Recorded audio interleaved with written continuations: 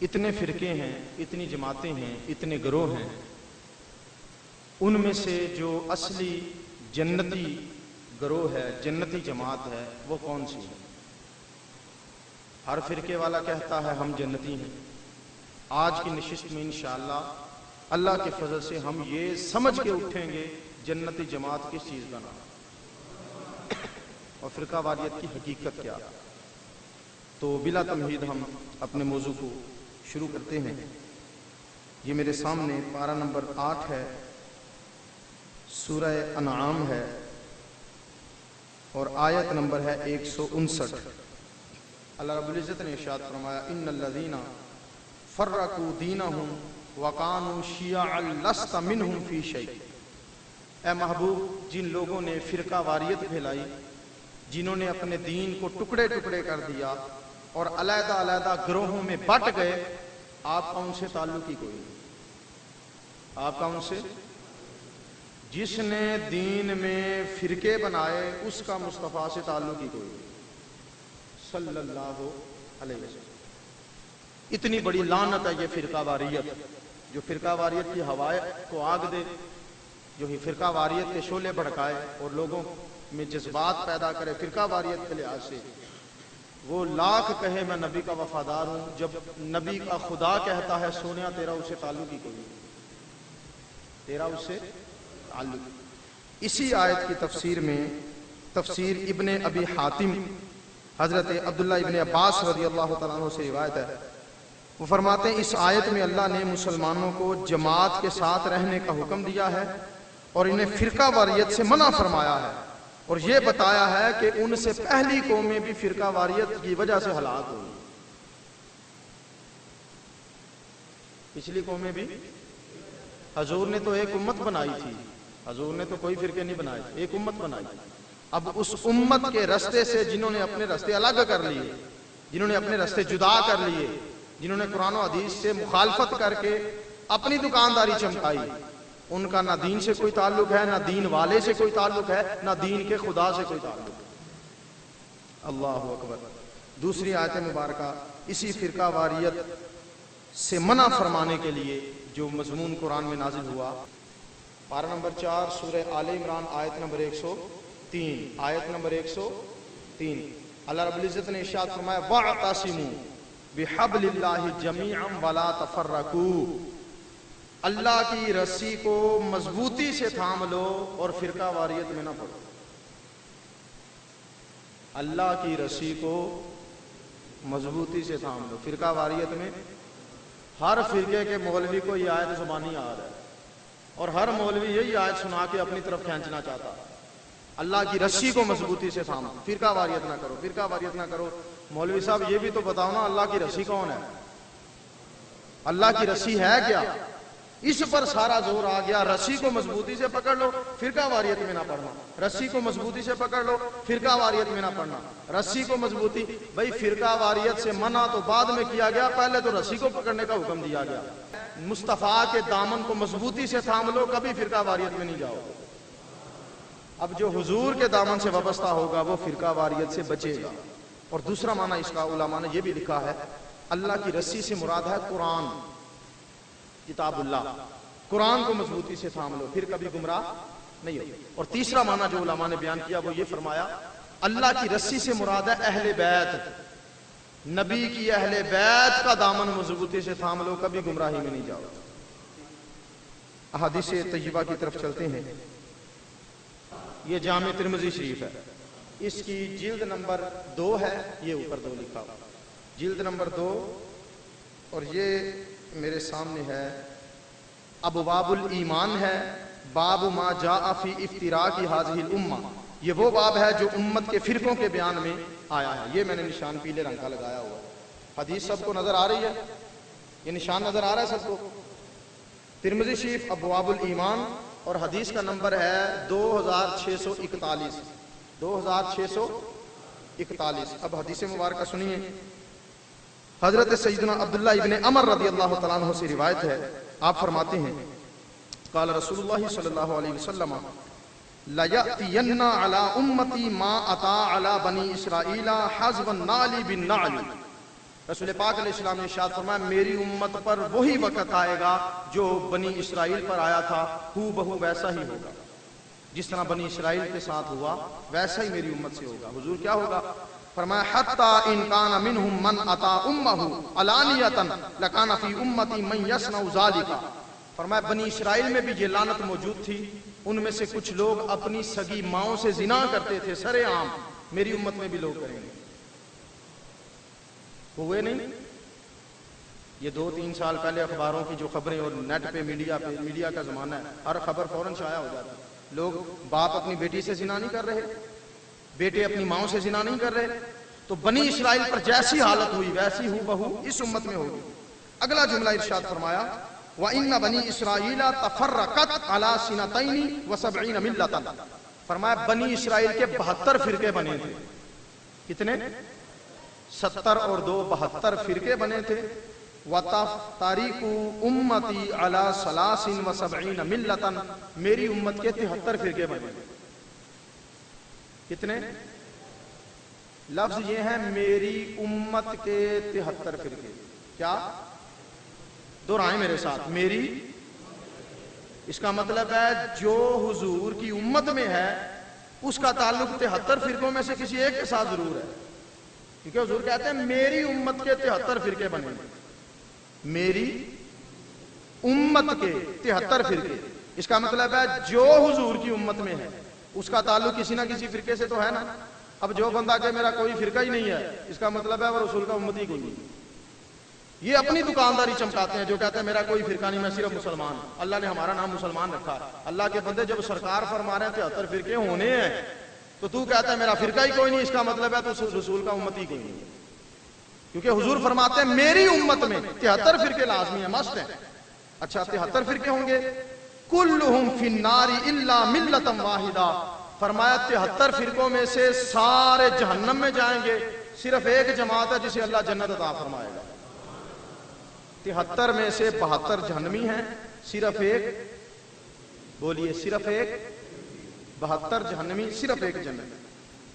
قالوا ومن ہی یا رسول اللہ، صحابہ نے پوچھا یا رسول اللہ وہ جنتی کون ہے؟ اصل کمال تو یہ ہے نا، بات تو آگے آ رہی، 73 فرقوں تک تو سب کو پتا، یہ تو سمجھو رسول پاک نے جنتی کسے کہا۔ صحابہ نے کہا حضور جنتی کون ہے؟ قال ما انا علیہ واصحابی، وہ اسی راہ پر چلیں گے جس راہ پہ میں چلتا ہوں اور میرے صحابہ چلتے ہیں۔ جو طریقہ جو رستہ رسول کا ہے، اصحاب رسول کا ہے، وہی اس جنتی گروہ کا ہوگا۔ اب مجھے یہ بتائیں، ایمانداری سے بتائیے گا، میں آپ سے سوال پوچھتا ہوں، جو صحابہ کا طریقہ وہ جنتیوں کا طریقہ۔ صحابہ یا رسول اللہ کہتے تھے نا، صحابہ یا رسول اللہ کہتے تھے، اب جو یا رسول اللہ کہے گا وہ جنتی ہے۔ صحابہ کہتے تھے واللہ اعلم ورسولہ اعلم، سونیا یا خدا جانے یا مصطفیٰ جانے، اور ہم بھی آج یہی کہتے ہیں اللہ کے بعد اگر دنیا میں سب سے بڑا کوئی عالم ہے وہ محمد رسول اللہ صلی اللہ علیہ وسلم، ہم بھی یہی کہتے ہیں۔ صحابہ بھی تبرک لیتے تھے حضور کا، لعاب دہن کی صورت میں، حضور کی رینٹھ مبارک کی صورت میں، زلفوں کی صورت میں، حضور کے پسینہ مبارک کی صورت میں تبرک لیتے تھے۔ آج سنی بھی تبرک لیتے ہیں، یہ بھی تبرک کو مانتے ہیں، وہ بھی وسیلے سے مانگتے تھے دعائیں، مصطفیٰ کے وسیلے سے رب سے مانگتے تھے، ہم بھی حضور کے وسیلے سے رب سے مانگتے ہیں۔ صحابہ بھی جانتے تھے یا خدا جانتا ہے یا مصطفیٰ جانتا ہے، ہم بھی یہی کہتے ہیں یا خدا جانے یا مصطفیٰ جانے صلی اللہ علیہ وسلم۔ تو بہرحال یہاں ٹائٹل بیان نہیں کیا فرقے کا، ہر فرقہ کہتا ہے صحابہ جیسا ایمان ہمارا ہے، صحابہ یہ کرتے تھے ہم یہ کرتے ہیں، صحابہ یہ کرتے تھے۔ اب مسئلہ تو پھر وہیں کا وہیں رہا، لیکن اللہ کے فضل سے یہ مسئلہ حل کر کے ہی اٹھنا ہے ہم نے انشاءاللہ۔ یہ جنتی گروہ کون سا ہے؟ یہ جنتی گروہ کون سا ہے؟ اب اگلی حدیث مبارکہ سنیے، یہ جامع ترمذی شریف ہی کی حدیث ہے، یہ ابواب الفتن ہے، باب فی لزوم الجماعہ، یہ حدیث کا نمبر ہے 2167، یہ نشان لگایا میں نے 2167۔ امت میں اختلاف ہو جائے، امت میں لڑائی ہو جائے، فرقہ واریت ہو جائے تو پھر کون سا گروہ حق پر ہے اور کس کے ساتھ دینا چاہیے، کس کے ساتھ چلنا چاہیے؟ نبی پاک علیہ السلام نے ارشاد فرمایا، حضرت عبداللہ ابن عمر سے روایت ہے، فرماتے رسول پاک نے فرمایا ان اللہ لا یجمع امتی او قال امت محمد علی ضلالۃ، حضور نے فرمایا اللہ میری امت کی بڑی جماعت کو کبھی گمراہی پہ جمع نہیں فرمائے گا، کبھی گمراہی پہ، یعنی رسول پاک علیہ السلام کی ساری امت کبھی گمراہی پہ جمع، مطلب یہ ہے کچھ گروہ کچھ فرقے فرقیاں گمراہی میں چلے گئے، لیکن ساری کثرت کے ساتھ جو امت کی کثیر تعداد ہے وہ کبھی گمراہی پہ جمع نہیں ہو سکتی۔ وَيَدُ اللَّهِ مَعَ الْجَمَاعَةِ، اور اللہ کا دست رحمت بھی جماعت پر ہوتا ہے۔ اللہ کا دست رحمت، جماعت کا مطلب ہے کثیر تعداد، جہاں زیادہ مسلمان ہو جس طرف وہاں ہوتا ہے۔ وَمَنْ شَزَّ شَزَّ إِلَى النَّارِ، جو اس جماعت سے علیحدہ ہو گیا وہ جہنم میں چلا گیا۔ جو اس جماعت سے علیحدہ ہو گیا وہ، دو حدیثیں میں نے آپ کو بتائی ہیں، ایک وہ حدیث 72 فرقے جہنمی، ایک جنتی، اور ایک یہ کہ میں صرف اشارے کر رہا ہوں ابھی واضح طور پہ، انشاءاللہ حدیث میں یہ لفظ موجود ہیں جو جنتی گروہ ہے وہ اہل سنہ والجماعہ ہے۔ یہ حدیث میں اہل سنت والجماعت کے الفاظ آئے ہیں، وہ آگے حدیث آ رہی ہے، لیکن یہاں میں صرف آپ کو نشانیاں بتا رہا ہوں، وہاں نام بتاؤں گا، یہاں نشانیاں بتا رہا ہوں۔ دو حدیثیں بیان ہوئی، ایک حدیث یہ ہے حضور نے فرمایا 72 جہنمی صرف ایک جنتی جو میرے صحابہ کے رستے پر ہے۔ دوسرا حضور نے فرمایا اللہ کا دست قدرت جماعت کے اوپر ہے، جو جماعت سے علیحدہ ہوا وہ جہنمی ہے، جو جماعت سے علیحدہ ہوا وہ جہنمی ہے۔ اس کا مطلب ہے ہدایت پر جو قائم ہوگی وہ جماعت ہوگی، وہ کیا ہوگی؟ جماعت ہوگی۔ توجہ ہے سب کی؟ جو ہدایت پر ہوگی، اسی لیے تو فرمایا نا جو جماعت سے علیحدہ ہوا وہ جہنمی ہے۔ اب جماعت سے علیحدہ ہونے والا جہنمی ہے، اس کا مطلب ہے جماعت میں رہنے والا تو جنتی ہے نا، پھر بھئی یہی بات بنتی ہے نا، اگر علیحدہ ہونے والا جہنمی ہے تو بیچ میں رہنے والا جنتی ہے۔ اب دونوں حدیثوں کو اکٹھا کرو، سرکار فرماتے ہیں 73 میں سے 72 جہنمی، ایک جنتی، اور فرمایا جو جماعت سے علیحدہ ہوا وہ جہنمی، اور جماعت جنتی، جماعت جنتی۔ ابھی واضح نہیں ہوا، ابھی آگے حدیث اور سن لیجیے۔ یہ حدیث مبارکہ ہے مشکات المصابیح کتاب الایمان، اور حدیث نمبر 147، حدیث نمبر 147، یہ کتاب الایمان ہے، حدیث نمبر 147 ہے، یہ نشان لگائے جہاں سے حدیث شروع ہوئی، مشکات المصابیح کی حدیث، اور یہی حدیث سنن دارمی شریف میں بھی آئی ہے، یہ سنن دارمی شریف میرے سامنے، اس کی حدیث نمبر 207 ہے، اس کی حدیث نمبر 148 ہے، یہ نشان نظر آ رہا ہے سب کو؟ اب یہ حدیث ایک ہے، کتابیں دو حوالے میں نے آپ کو عرض کر دیے، اور یہ سنن دارمی شریف وہ ہے جس کی استادوں نے مجھے سند حدیث عطا فرمائی تھی تاجدار صداقت کانفرنس میں۔ تو بہرحال اب یہ دو کتابیں ہیں اور دونوں کتابوں میں حدیث ایک ہی ہے۔ اب حدیث سن لیجئے، حضرت عبداللہ ابن مسعود سے روایت ہے، قال خط لنا رسول اللہ یوما خطا، ایک دن حضور نے ایک لکیر کھینچی، حضور صحابہ میں بیٹھے تھے اور حضور نے ایک سیدھی، توجہ میری طرف رکھیں گے تو آپ کو موضوع سمجھ آئے گا، حضور نے سیدھی لکیر کھینچی، ثم قال، پھر فرمایا ھذا سبیل اللہ، یہ اللہ کا رستہ ہے، یہ جو سیدھا رستہ ہے نا، یہ سیدھی لکیر والا، یہ اللہ کا رستہ ہے۔ ثم خط خطوطا عن یمینہ وعن شمائلہ، پھر حضور علیہ السلام نے اس کے دائیں بائیں آگے پیچھے اور لکیریں کھینچی، ایک لکیر سیدھی کھینچی، فرمایا یہ اللہ کا رستہ، اور ادھر کھینچی ادھر کھینچی ادھر کھینچی ادھر کھینچی، 4 5 6 اور لکیریں کھینچی، اور لکیریں کھینچتے ہوئے ارشاد فرمایا ثم قال ھذہ سبل علی کل سبیل منھا شیطان یدعو الیہ، فرمایا یہ بھی رستے ہیں اور ان میں سے ہر رستے پر شیطان بیٹھا ہے جو لوگوں کو اپنی طرف بلا رہا، ایک رستہ اللہ کا، باقی رستے شیطان کے، وہ اپنی طرف بلا رہا۔ ثم تلا، پھر حضور نے یہ آیت تلاوت فرمائی جو سورہ انعام کی آیت نمبر 153 ہے، یہ آیت تلاوت فرمائی، فرمایا وَأَنَّ هَذَا صِرَاطِي مُسْتَقِيمًا فَاتَّبِعُوا وَلَا تَتَّبِعُوا الشَّيْطَانَ فَتَفَرَّقَ بِكُمْ عَنْ سَبِيلِهِ، فرمایا یہ میرا سیدھا راستہ ہے اور اسی راستے کی پیروی کرنا، کہیں شیطان کے پیچھے نہ چل جانا، وگرنہ وہ تمہیں گمراہ کر دے گا، وہ تمہیں۔ اب اس حدیث کا بڑا گہرا تعلق ہے 73 فرقوں والی جماعت کے ساتھ، امت کے ساتھ۔ حضور نے فرمایا یہ میرا رستہ ہے، اور آگے پیچھے سارے، اب اس سے واضح ہو رہا ہے لازمی طور پر ایک ہی رستہ ہے جو جنت والا ہے، ایک ہی رستہ ہے جو جنت والا ہے، باقی ادھر ادھر کے جتنے رستے ہیں وہ سارے شیطان والے ہیں۔ اب یہ 3 حدیثوں سے یہ تو واضح ہو گیا فرقے جتنے مرضی بنے جنتی صرف ایک ہی ہے، جنتی صرف ایک ہی ہے۔ میں ٹائٹل دے کے کسی کو جہنمی نہیں بولوں گا، اور اللہ کے فضل سے یہ میری طبیعت ہے بھی نہیں، کیونکہ آج کا موضوع ہمارا یہ ہے اور میں نے صرف حدیثیں سنانی ہے، اپنی طرف سے کوئی بات بتانی نہیں آپ کو، اس لیے میں آپ کے سامنے یہ موضوع رکھ رہا ہوں۔ 73 فرقے ہوں گے، صرف ایک جنتی ہے، باقی سارے، یہ 3 حدیثیں میں نے آپ کے سامنے عرض کی۔ اب یہ تو مست ہے 73 فرقے تو ہونے ہی ہونے ہیں، یہ لازمی ہے، اور یہ بھی لازمی ہے بنے جتنے مرضی جنتی صرف ایک ہی ہے۔ اب مسئلہ یہ ہے وہ جنتی ہے کون سا، وہ جنتی ہے کون سا۔ اب اگلی حدیث مبارکہ، پچھلی حدیث میں حضور نے وہ نشانی بتائی تھی، فرمایا جو میرے اور میرے صحابہ کے رستے پہ چلے گا وہ جنتی ہے۔ اب آگے حدیث مبارکہ ہے، یہ سنن ابن ماجہ کی،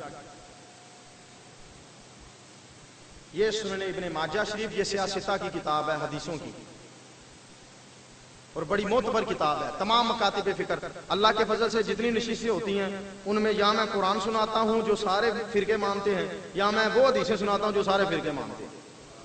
ایسی کوئی بات نہیں کہ ایک مانے دوسرا نہ مانے، سارے مانتے ہیں۔ سنن ابن ماجہ کو سارے مانتے ہیں، ترمذی شریف کو سارے مانتے ہیں، مشکات المصابیح کو سارے مانتے ہیں، بخاری مسلم یہ سارے مانتے ہیں، سنن نسائی، سنن ابی داؤد سارے مانتے ہیں، اور قرآن بھی سارے مانتے ہیں۔ ٹھیک ہے، یہ سنن ابن ماجہ شریف ہے، اور اس کا یہ باب السواد الاعظم صفحہ نمبر 283، یہ نشانی پیلے رنگ کی لگی ہوئی، باب السواد الاعظم صفحہ نمبر 283، صفحہ نمبر 283۔ سواد اعظم، سواد اعظم کا مطلب ہوتا ہے سب سے بڑی جماعت، اعظم سب سے بڑی، سواد جماعت، سواد اعظم سب سے بڑی جماعت، اور یہ باب بھی اسی نام سے ہے، باب السواد الاعظم، وہ باب جو سب سے بڑی جماعت کی شان میں آیا ہے۔ وہ کیا ہے؟ نبی پاک علیہ السلام نے ارشاد فرمایا، حضرت انس بن مالک سے روایت ہے، فرماتے ہیں میں نے رسول پاک کو سنا، وہ فرما رہے تھے یقول ان امتی لا تجتمع علی ضلالۃ فاذا رأیتم اختلافا فعلیکم بالسواد الاعظم۔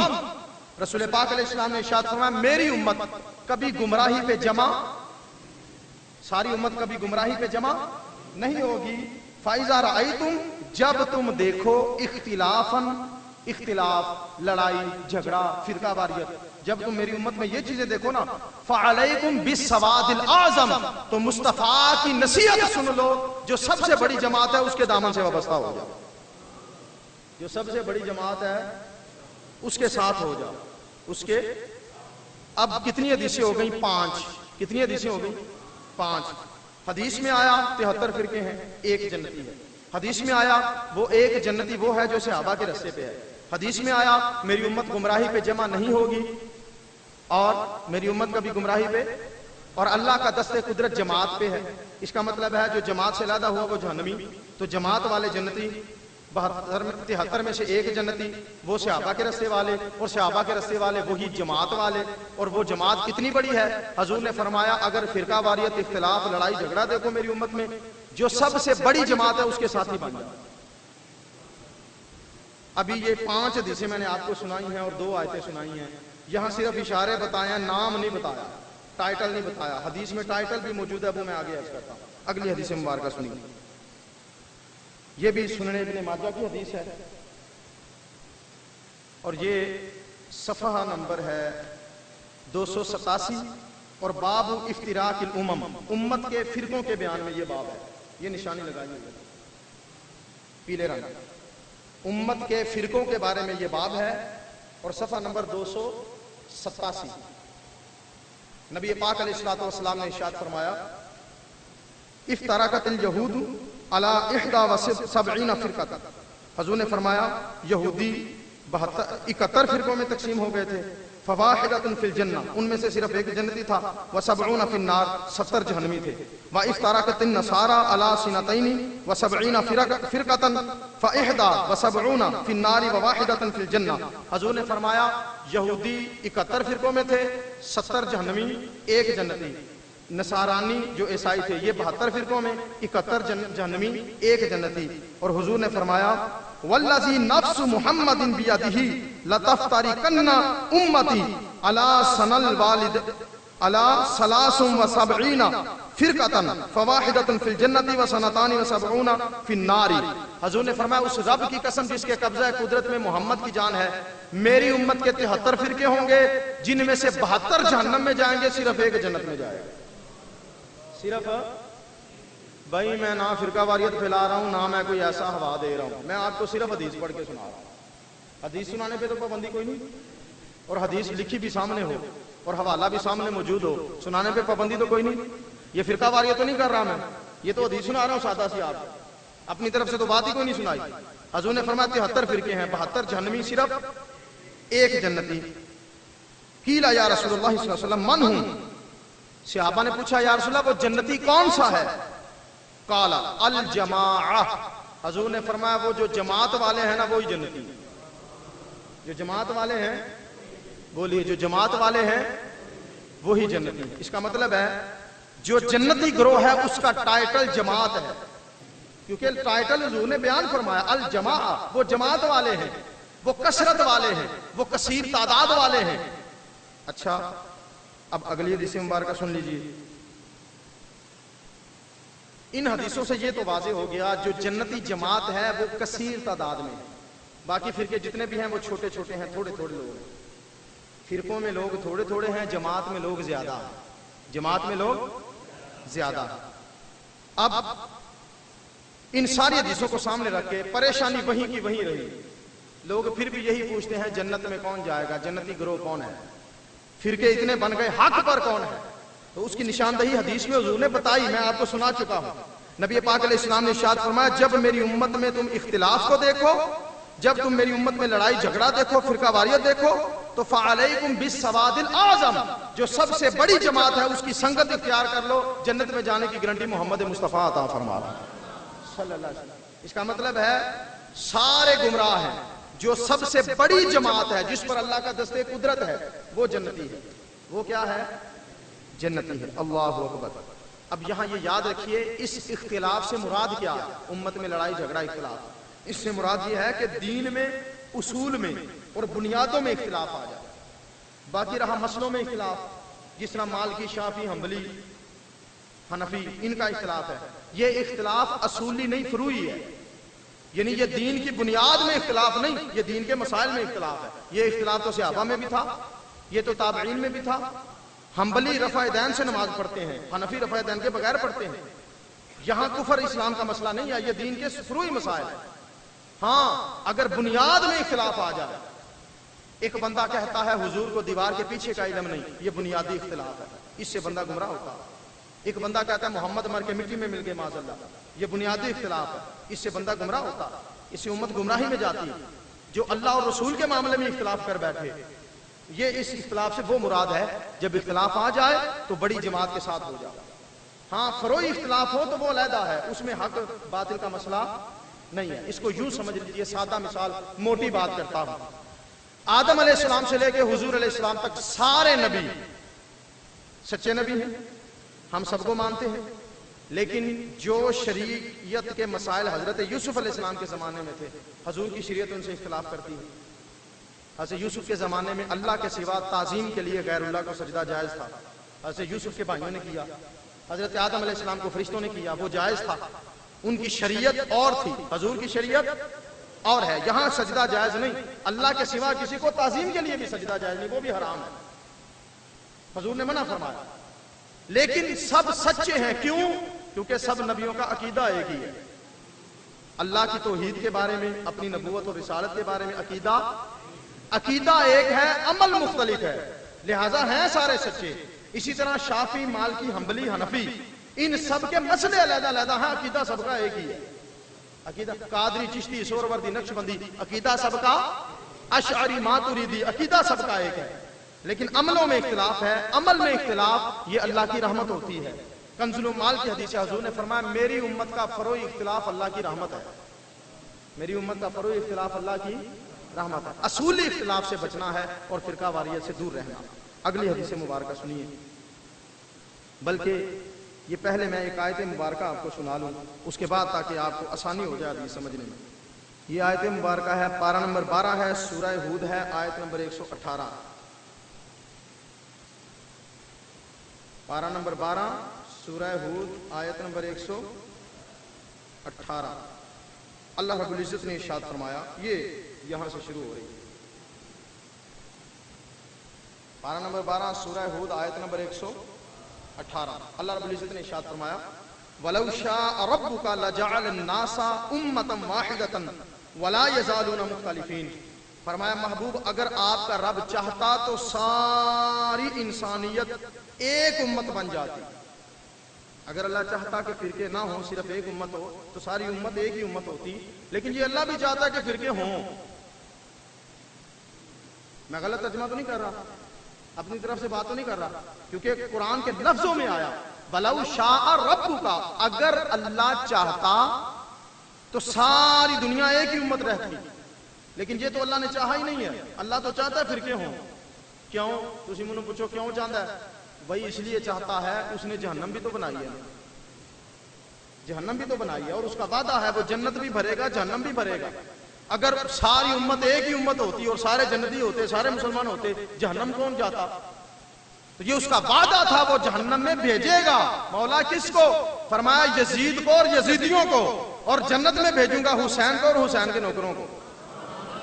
تو یہ اس کا وعدہ ہے۔ تو رب چاہتا تو ساری امت ایک ہی امت رہتی، وَلَا يَزَالُونَ مُخْتَلِفِينَ، لیکن اللہ فرماتا ہے محبوب یہ ہمیشہ اختلاف کرتے رہیں گے، یہ ہمیشہ لوگ اختلاف۔ یہ پارہ نمبر 12 سورہ ہود آیت نمبر 118، امت اختلاف میں رہے گی، امت کا اختلاف ختم۔ اب حدیث پڑھنے لگا ہوں میں، تفسیر ساوی سورہ ہود آیت نمبر 118 کے ضمن میں تفسیر میں یہ حدیث آئی۔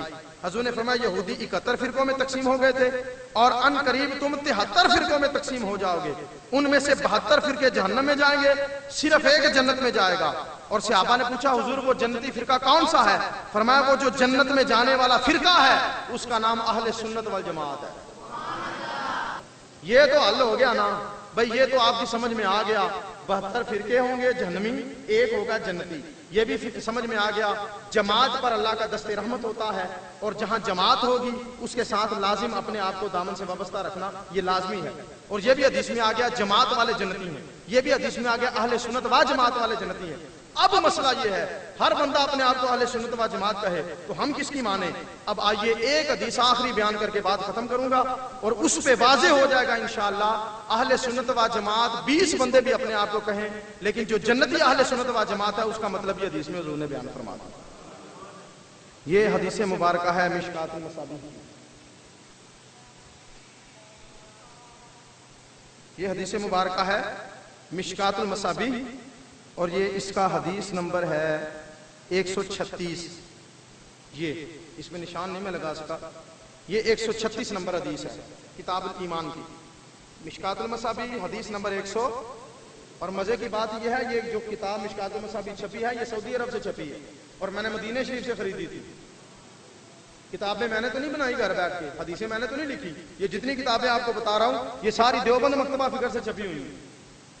صرف یہ کتاب ہے سنن دارمی، یہ بیروت سے چھپی ہے، دارالفکر بیروت سے چھپی ہے۔ باقی جتنی کتابیں ہیں یہ ساری دیوبند مکتبہ فکر سے چھپی ہیں، میں نے تو نہیں چھاپی، میں نے تو نہیں حدیثیں لکھی اس میں، یہ حدیث آپ کے سامنے ہے 136 نمبر حدیث مشکات المصابیح کی۔ اب یہاں واضح ہو جائے گا کون سا اہل سنت و جماعت جنتی ہے۔ آئیے حضرت ابو ہریرہ رضی اللہ تعالیٰ عنہ سے روایت، رسول پاک علیہ السلام نے ارشاد فرمایا یکون فی آخر الزمان دجالون کذابون یأتونکم من الاحادیث بما لم تسمعوا عنکم ولا آباؤکم فإیاکم وإیاہم لا یضلونکم ولا یفتنونکم۔ حضور علیہ السلام نے ارشاد فرمایا آخری زمانے میں جھوٹے دجال آئیں گے، جھوٹے دجال، دجال صرف اسے نہیں کہتے جو قیامت والے دن آئے گا، اور بھی بہت سارے دجال ہیں اس امت میں، وہ سب کا لیڈر ہے، وہ سب سے بڑا دجال ہے، باقی چھوٹے چھوٹے دجال اور بھی۔ فرمایا آخری زمانے میں میری امت میں ایسے دجال آئیں گے جو جھوٹ بولیں گے، یاتونکم من الاحادیث، جھوٹے دجال آئیں گے وہ ایسی باتیں بیان کریں گے بما لم تسمعوا وانتم ولا آباؤکم، جسے نہ تمہارے باپ نے سنا ہوگا نہ تمہارے دادا نے سنا ہوگا، تمہارے آباؤ و اجداد میں سے کسی نے وہ باتیں نہیں سنی ہوں گی جو جھوٹے دجال تمہیں سنائیں گے۔ فَإِيَّاكُمْ وَإِيَّاهُمْ، لہٰذا تم ان سے بچنا اور ان سے دور رہنا۔ لَا يُضِلُّونَكُمْ وَلَا يَفْتِنُونَكُمْ، کہیں وہ تمہیں گمراہ نہ کر دیں اور فتنے میں نہ ڈال دیں۔ اب اس حدیث کا بھی بڑا گہرا تعلق ہے 73 فرقوں والی حدیث. حضور فرماتے ہیں جھوٹے دجال آئیں گے، وہ تمہارے پاس ایسی باتیں بیان کریں گے جسے نہ تمہارے باپ دادا نے سنا ہوگا نہ تم نے سنا ہوگا. وہ نئی باتیں لا کے تمہارے سامنے رکھیں گے، ان سے بچنا. ان سے یہ مطلب ہے کوئی نہیں کہ مولوی صاحب کوئی نوی حدیث بیان کرتے اسی کہیں جی آج تک نہیں سنی تھوڑے کو نہیں سنن رہے. یہ مطلب نہیں. اس کا مطلب ہے وہ دین کی تشریح جو ہے وہ اپنے انداز میں، غلط انداز میں بیان کریں گے. وہ حدیثوں کا ترجمہ و تشریح، قرآن کی آیتیں جو بتوں کے بارے میں نازل ہوئی تھیں وہ ولیوں پہ چسپاں کریں گے. جو مشرکوں کے بارے میں آیتیں نازل ہوئی تھی وہ مسلمانوں پہ چسپاں کریں گے. جو حدیثیں، جس حدیث میں حضور نے فرمایا علی مشرکین کی قبروں کو جا کے گرا دو، حدیث میں لفظ مشرک کا ہے، جو مشرکین کی قبریں ہیں ان کو جا کے گراؤ. وہ اس حدیث کو دنیا کے سامنے بیان کر کے جنت البقیع میں بلڈوزر چلاتے پھریں گے. بھائی مشرک کی قبر اور مومن کی قبر میں فرق ہوتا. مشرک کی قبر کو مسمار کرنے کا اور جو نا وہ مارنے کا اور گرانے کا حکم دیا گیا. مومن کی قبر کو کہیں نہیں گرایا گیا پوری حدیثوں میں، پورے قرآن میں، پوری اسلام کی تاریخ میں.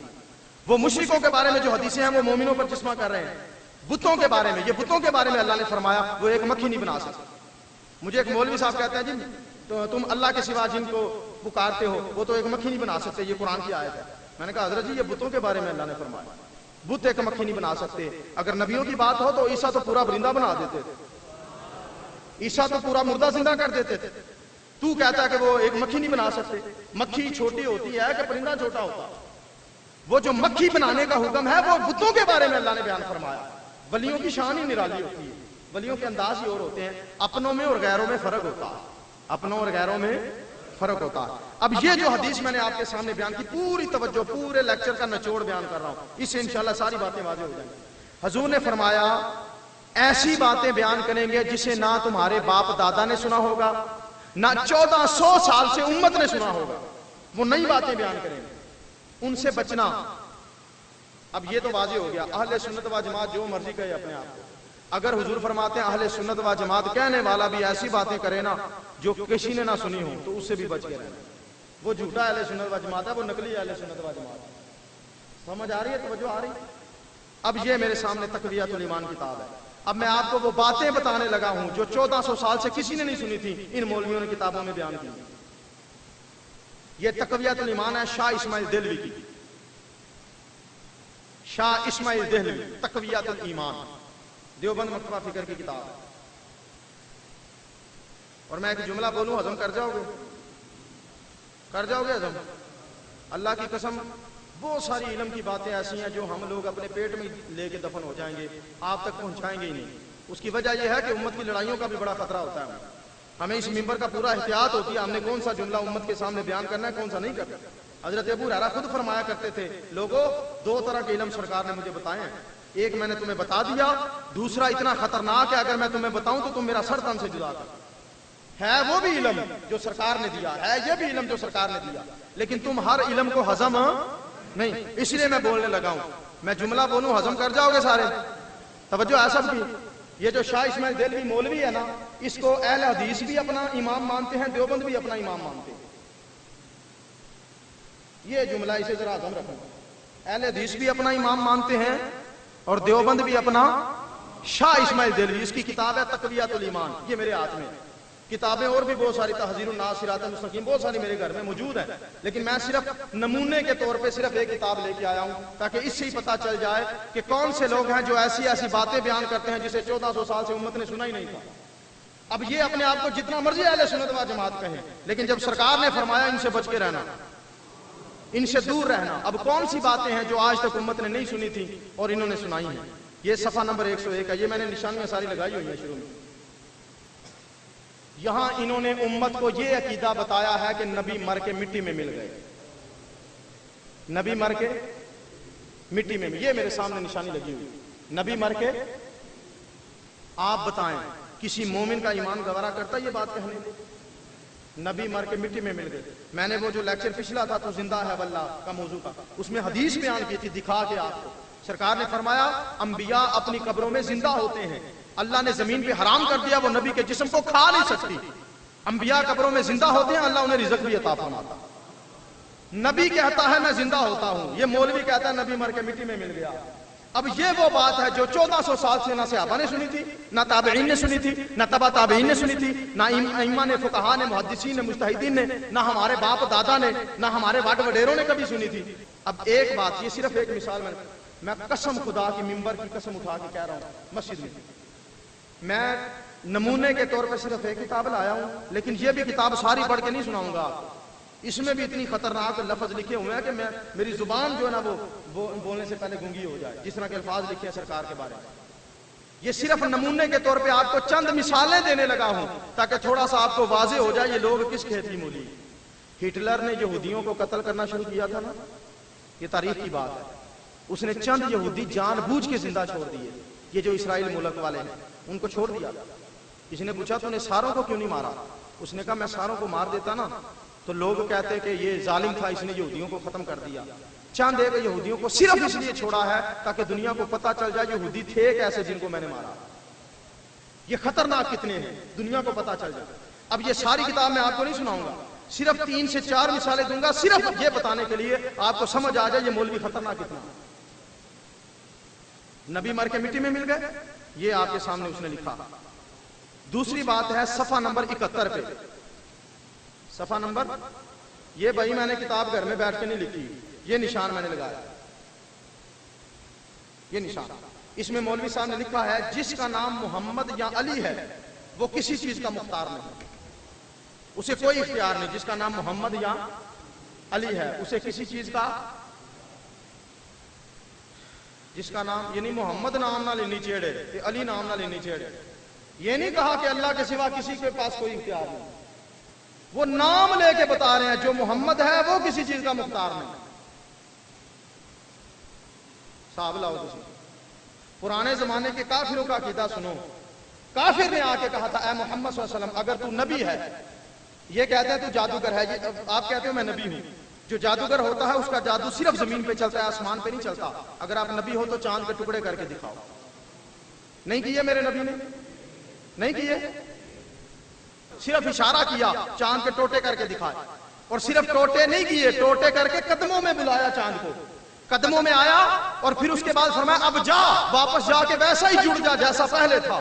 اس لیے کہ میں بتانا چاہتا ہوں کافروں کو، تم نے ایک معجزہ پوچھا تھا، میں نے 3 معجزے دکھائے ہیں، تم نے کہا تھا صرف ٹکڑے کر کے دکھاؤ، میں نے ٹکڑے بھی کیے، اس کو قدموں میں بھی بلایا اور پھر واپس دوبارہ جوڑ بھی دیا۔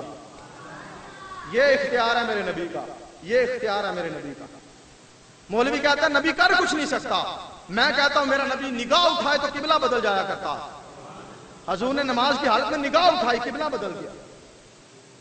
میرے نبی نے اشارہ کیا، حضور کی ولادت کا دن تھا، کیسر و کسریٰ کے محلات میں زلزلہ آ گیا، وہ تو اوندھے منہ گر پڑے، نبی پاک نے انگلی کا اشارہ کیا، چاند کے ٹکڑے ہوئے، انگلی کا اشارہ کیا، سورج واپس آ گیا۔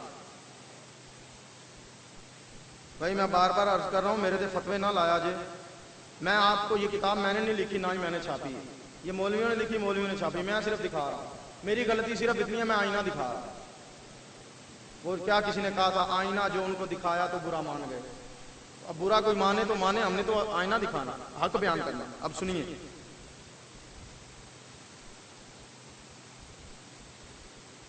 صلی اللہ علیہ وسلم یہ لکھتے ہیں صفحہ نمبر 24 پہ کہ جو بندہ یہ خیال کرے کہ میرے دل میں جو خیال گزرتا ہے وہ سب سے واقف ہے، یعنی جو میں دل میں سوچتا ہوں نبی کو پتہ چل جاتا ہے، جو بندہ یہ سوچے تو ان سب باتوں سے آدمی مشرک ہو جاتا ہے۔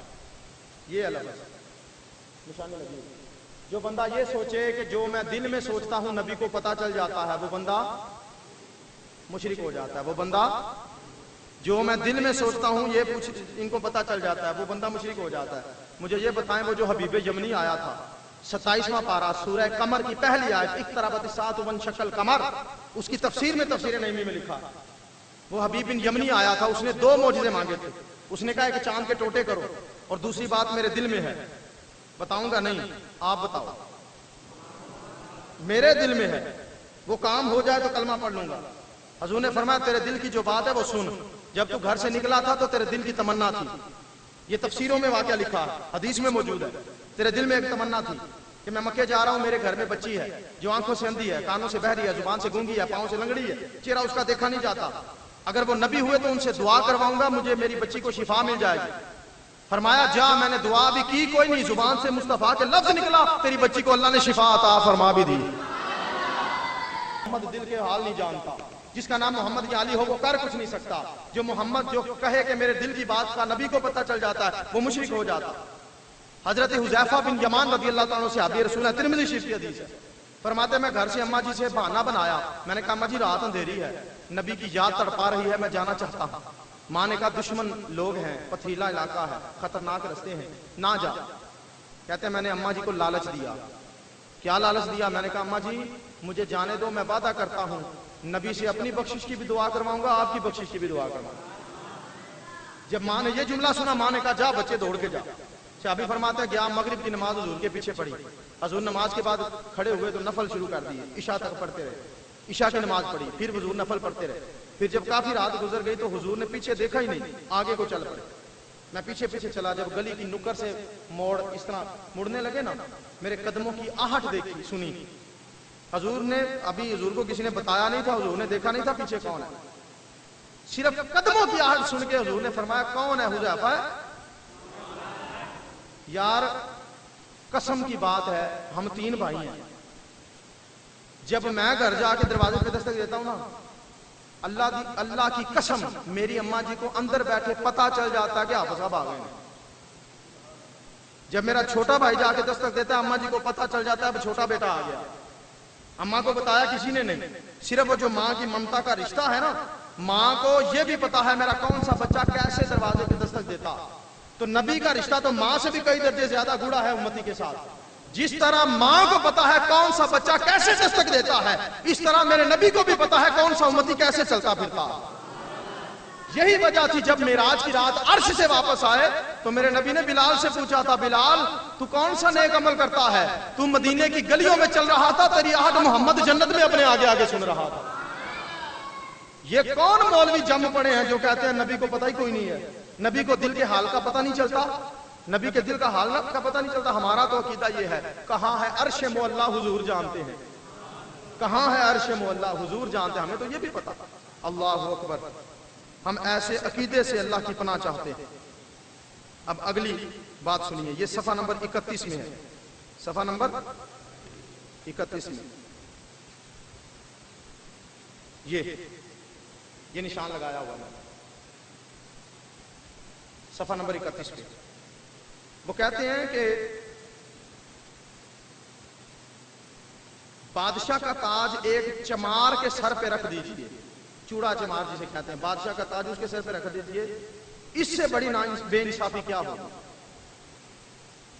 یہ بات یہاں چلے میں شروع سے کر دیتا ہوں۔ شروع سے بات یہ ہے